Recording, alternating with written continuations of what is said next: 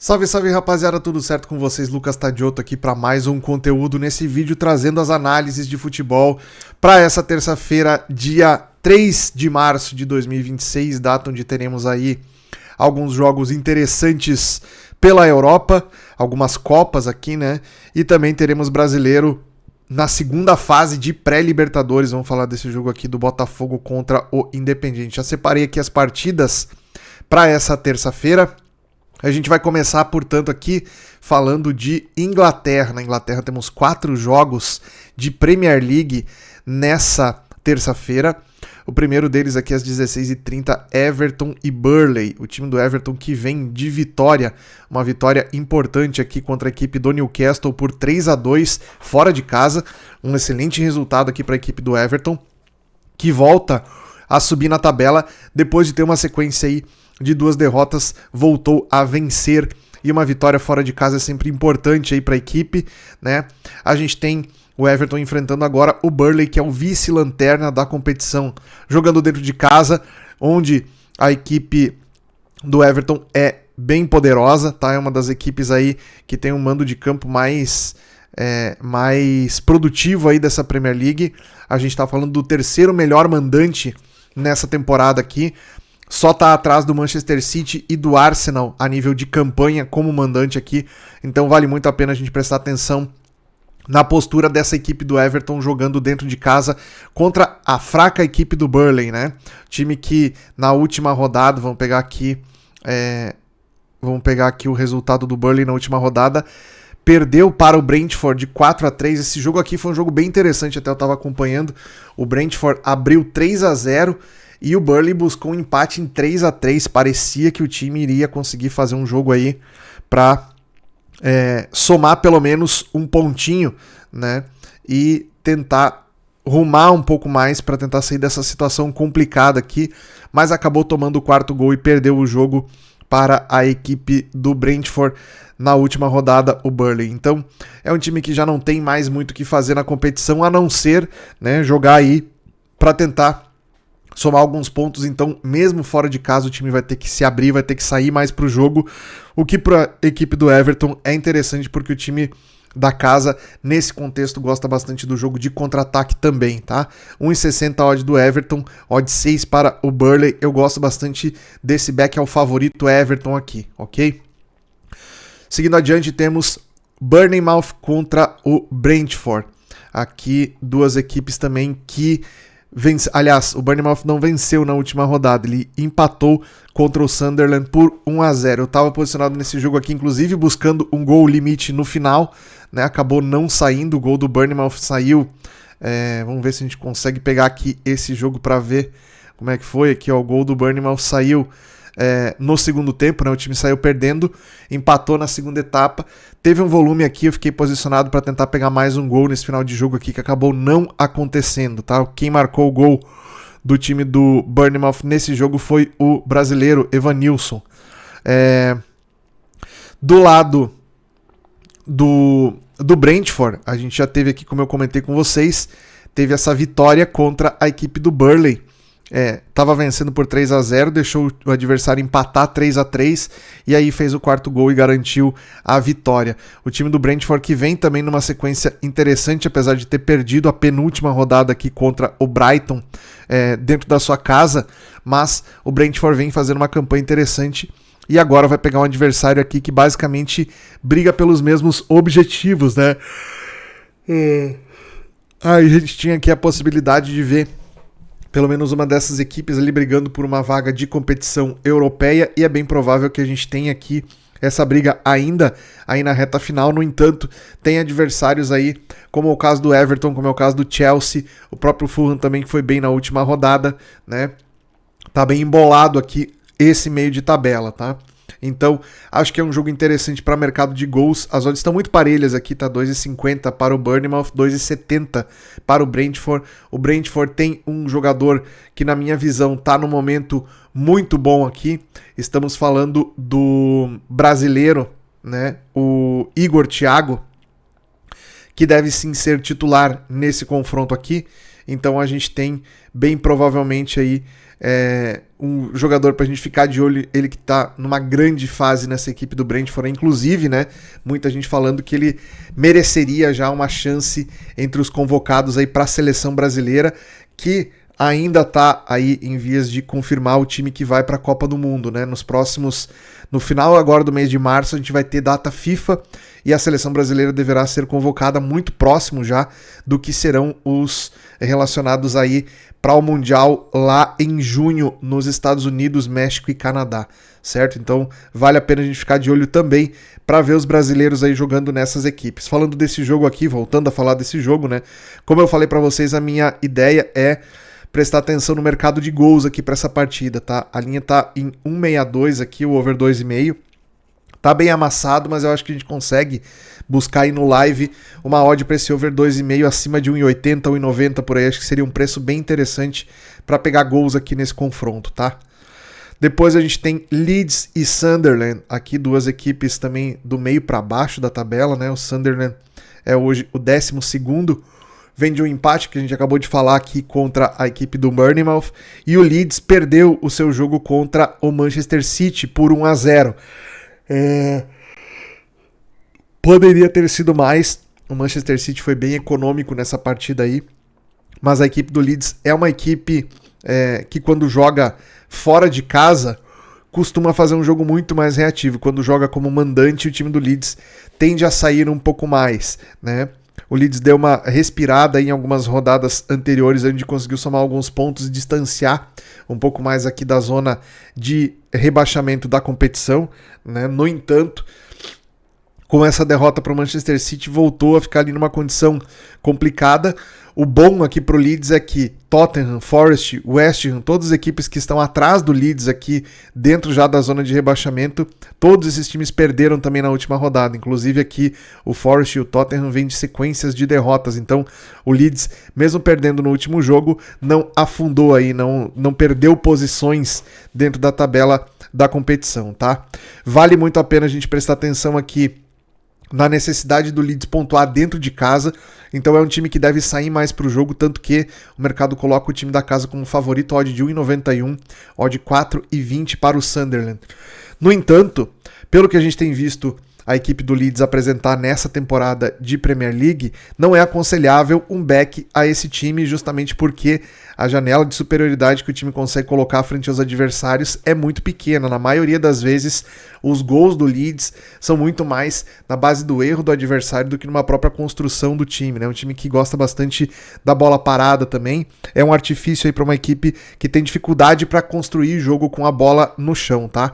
Então, vale a pena a gente prestar atenção nesse jogo aqui daqui a pouco para um lay ao time visitante, tá? Trabalhar contra o Sunderland nesse jogo aqui. Uma odd de 4,20 tem um gap bom para correção de preço aqui, ok? Tomar uma aguinha aqui que a garganta não tá boa. Vamos em frente. Wolverhampton, às 17h15, recebe o Liverpool. Wolverhampton é a lanterna da competição, bem lanterna inclusive, com apenas 13 pontos. Porém, venceu o último jogo contra o Aston Villa, que é o terceiro colocado, se não me engano. Agora caiu para a quarta colocação com essa derrota.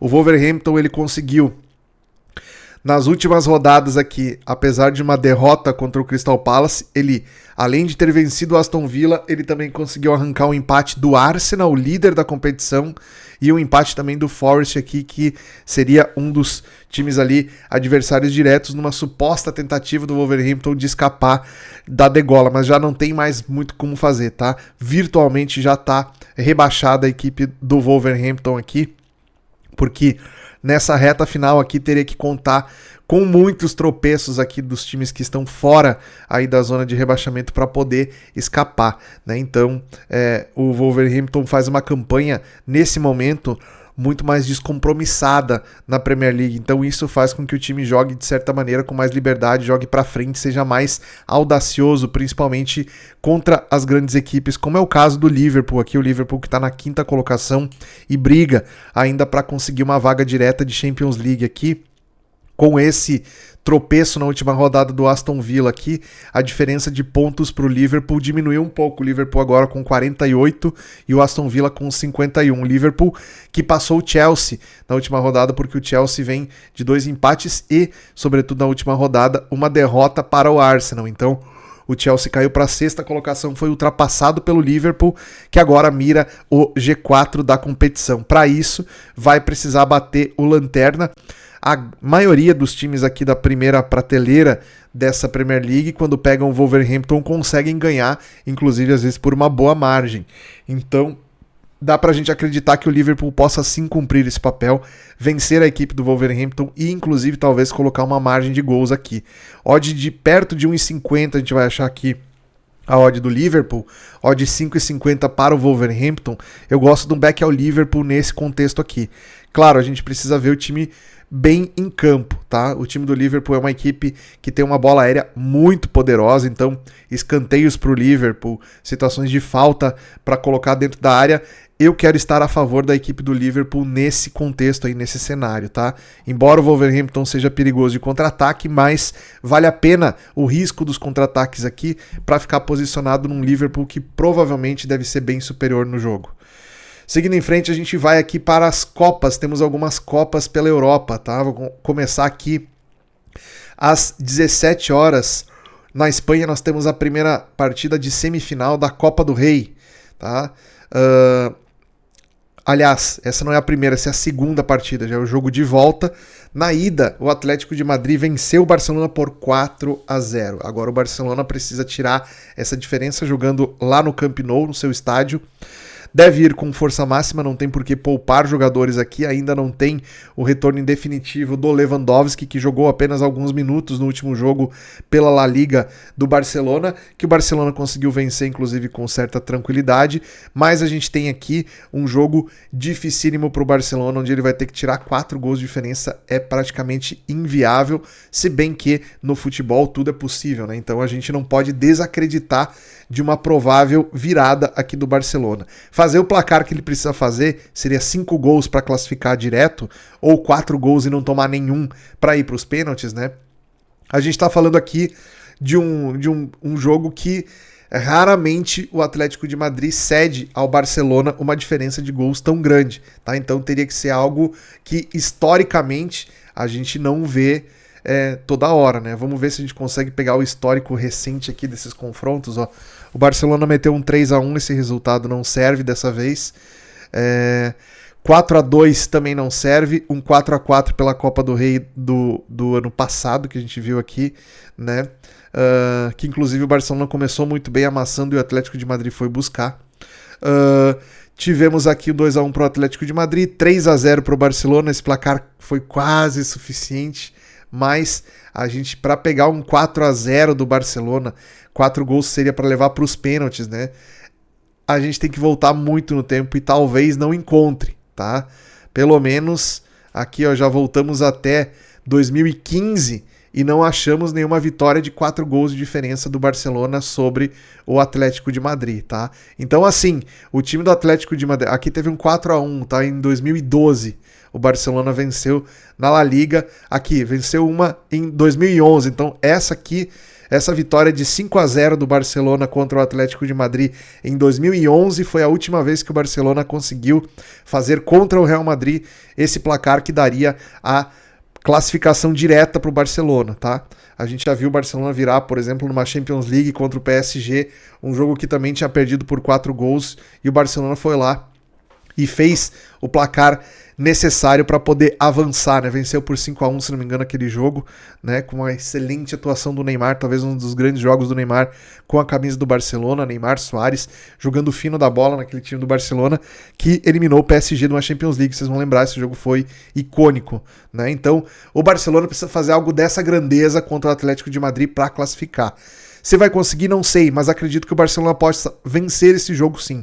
Odd aqui de 1,45, a gente vai pegar essa odd aí a 1,48, sei lá, no bolso de aposta por aí, né? Odd 5,25 para o Atlético de Madrid.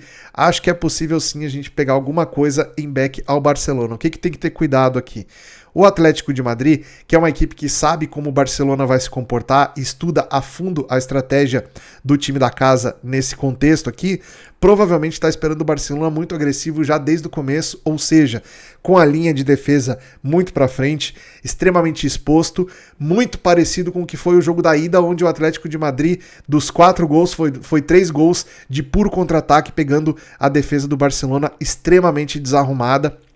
E assim, poderia ter feito mais gols, tá? O Atlético de Madrid poderia ter feito aí uns 6 ou 7 gols, porque a quantidade de contra-ataques que o Atlético de Madrid encaixou numa defesa completamente batendo cabeça da equipe do Barcelona foi com que fez esse jogo tivesse um placar tão elástico, tá? Então, eu não duvido que esse contexto possa se repetir e o Atlético de Madrid tenha de novo essa bola de contra-ataque aqui. Se isso acontecer, não recomendo de maneira nenhuma esse back ao Barcelona, porque o Atlético de Madrid no contra-ataque é letal. Então, fiquem espertos em relação a esse contexto aqui. Provavelmente a gente vai estar fazendo o jogo juntos, né? Talvez eu faça uma live para acompanhar esse jogo aqui amanhã e vocês podem fazer esse jogo junto comigo, tá? Mas é um jogo que vai requerer bastante atenção à leitura para a gente estar posicionado no mercado. O Barcelona tem que estar neutralizando completamente, ou o Atlético de Madrid não pode estar querendo puxar esse contra-ataque. Se isso acontecer, é risco essa posição em back ao Barcelona, mesmo com o time precisando fazer muitos gols, tá? Depois a gente tem aqui na Itália, mesmo horário, Como e Inter de Milão, jogo válido pela Copa Itália, né? Se não me engano, esse jogo aqui é de 2 partidas também, só que esse jogo é o jogo de ida, então a gente tem aqui a primeira parte, né, a primeira perna, como a gente chama, da decisão, odd 2,65 para o Como, 2,40 para a Inter. Por que esse jogo aqui é muito importante, tá? Para o Como ser campeão italiano da Série A italiana é um feito praticamente impossível de alcançar nesse momento, tá? A gente está falando de uma equipe que tem uma estrutura que não dá, sei lá, não dá 15, 20% do que é a estrutura de uma Juventus, de uma Inter de Milão, de um Milan, né, desses clubes que são os mais ricos aí do futebol italiano. Mas é uma equipe que, com organização, com investimento, vem crescendo bastante, né? E vem conseguindo entregar um futebol de excelente nível à equipe do Como. Não parece aquele futebol italiano tradicional, com um monte de zagueiro, times muito fechados, jogando na base do lançamento. Não, o time do Como tem uma estrutura diferente, ele pensa o jogo de uma maneira diferente, né? O treinador, o Cesc Fábregas, vem daquela escola de jogo com muitos passes curtos, né? Que foi algo que ele aprendeu a jogar na seleção espanhola e no Barcelona, quando esteve jogando lá. No Arsenal também fazia um jogo parecido quando o Fábregas era jogador. Então ele tem esse conceito de jogo sendo aplicado aí nessa equipe do Como, que consegue colocar isso em prática muito bem dentro dos jogos. Então o time naturalizou muito bem o conceito do treinador aqui, tá? A Inter de Milão veio de uma eliminação na Champions League precoce para a equipe do Bodo Glimt da Noruega, e agora tá líder da Série A italiana e tem a possibilidade de chegar na final da Copa Itália, caso vença a equipe do Como nesses 180 minutos, tá? Então, para o time do Como, aqui é fundamental um bom resultado no jogo de ida para não depender de fazer placar lá dentro do San Siro, que é o estádio, aliás, quando joga a Inter de Milão se chama Giuseppe Meazza, né? Então, ele muda de nome quando é a Inter, e quando é o Milan que joga muda o nome, mas é o mesmo estádio. Então, levar a decisão, ter que buscar resultado na casa da Inter não é bom negócio para o Como. Então o time deve tentar buscar pelo resultado nesse primeiro jogo, ao contrário dos jogos de Copa Italiana, que a gente tem uma postura extremamente defensiva da equipe considerada menor, aqui a gente não deve ver isso, tá? Aqui deve ser já no jogo de ida um jogo mais aberto, um jogo mais interessante para buscarmos mercado de gols e para buscarmos posições interessantes de match odds. Eu acho que aqui a gente pode buscar alguma coisa no mercado de gol no primeiro tempo, tá? Porque o volume do Como no primeiro tempo é melhor do que no segundo. E a gente tem a odd do over 2,5 aqui pagando 1,90. Eu acho um bom preço também para quem vai a Panther nesse jogo aqui, pegar uma linha de 2,5 gols nessa partida, ok? Depois a gente também tem aqui outro jogo de Copa interessante, que é a Taça de Portugal. Sporting e Porto se enfrentam. Esse jogo é semifinal. Vamos ver se a gente consegue pegar aqui quem vai estar do outro lado. Se não me engano, é Braga e Benfica. Vamos ver aqui. A gente tem aqui o... Não, é o... Eita. Tá um pouco complicado isso aqui, hein? Mas nós vamos conseguir. A gente tem o Porto. O Porto e o Sporting. E no outro jogo é o Braga contra... Ainda não saiu o outro semifinalista aqui. Mas provavelmente vai ser o Braga contra o Lusitano ou o FAF. Talvez um desses dois times aqui vai enfrentar o Braga, então o vencedor de Sporting ou Porto vai enfrentar provavelmente o Braga nessa final de Copa de Taça de Portugal, né? Então a gente tem aqui um confronto que dá para a gente qualificar aqui até como uma certa final antecipada, né? Se a gente pegar Porto e Sporting, se não me engano, são líder e vice-líder, né? Exatamente. O Porto lidera a Liga Portugal com 65 e o Sporting é o segundo com 61 pontos. Né? Então os dois times vão se enfrentar valendo vaga na final da Taça de Portugal. Tem alguns jogadores interessantes aqui do lado do Sporting, né? O Soares é um bom jogador, o Catamo é um bom jogador, o Trincão está muito bem também, né? Então tem jogadores aqui de grande qualidade técnica nessa equipe do Sporting. Do lado do Porto, a gente tem aqui o PP brasileiro, que está fazendo um bom campeonato também, o Veiga, que é um bom jogador, e os defensores do Porto aqui são a dupla de defesa do Porto, é uma excelente dupla de defesa que se firmou aqui nessa equipe, né? Então a gente pode ter sim um confronto muito parelho entre os dois times, odd 2,25 para o Sporting, 3,50 para o Porto. Esse é o jogo de ida, também são duas voltas esse jogo aqui, né? Então a volta vai ser lá no estádio do Dragão, lá no Porto. Então o Sporting deve tentar buscar um bom resultado aqui nesse primeiro jogo, tá?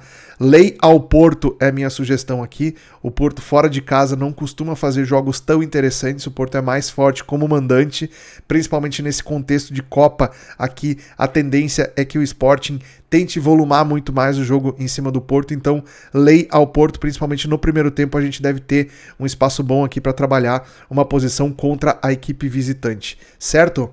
Para fechar nossa análise aqui, então a gente vai para o jogo da noite, que é envolvendo uma equipe brasileira na pré-Libertadores. O Botafogo, que passou pelo Nacional Potosí na primeira fase de pré-Libertadores, vem agora enfrentar outro time difícil, o Barcelona de Guayaquil, lá do Equador, tá? Um jogo difícil. Esse time aqui é um time tradicional no futebol equatoriano, tá? É uma equipe que, quando enfrenta brasileiros, chama muita gente ao estádio. Também é um time que tem uma torcida muito grande lá no seu país. É uma das principais camisas do país, né? Acho que junto com o Emelec, que é o segundo time grande lá também do Equador, são as duas principais equipes do país, né? Então a gente deve ter sim estádio muito cheio lá e um fator local pesado para enfrentar o Botafogo.